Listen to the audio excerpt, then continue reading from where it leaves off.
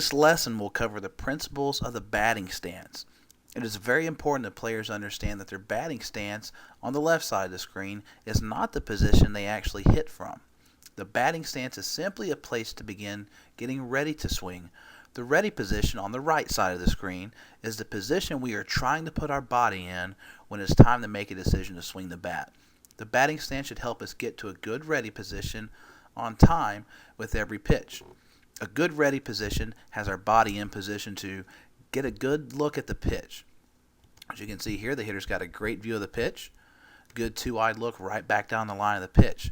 The second thing it allows us to do is have our body in its most powerful position so that we can get to the ball as quickly as possible. This means that our legs are athletic, bent knees, a lowered center of gravity right here, and that our arms, hands, and shoulders are in their most athletic position as well. If you look here, that means that my hands are about even with my back elbow. The knob of the bat's right on the back elbow, and they're over my back foot.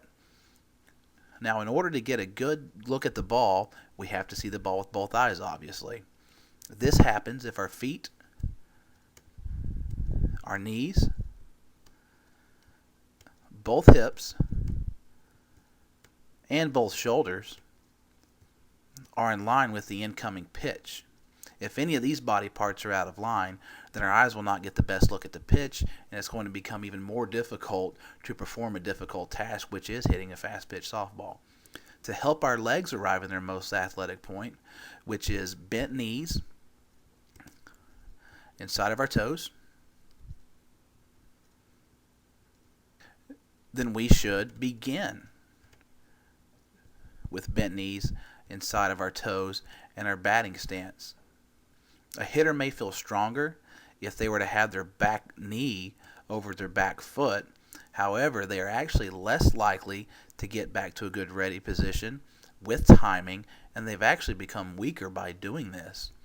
At the ready position, our hitter has her hands even with her back elbow, and they're over her back foot. When we get to the ready position, it's really important that we have our body in constant motion. So we actually don't encourage hitters to try to start with our hands and arms in this position. We want to have constant motion through the swing.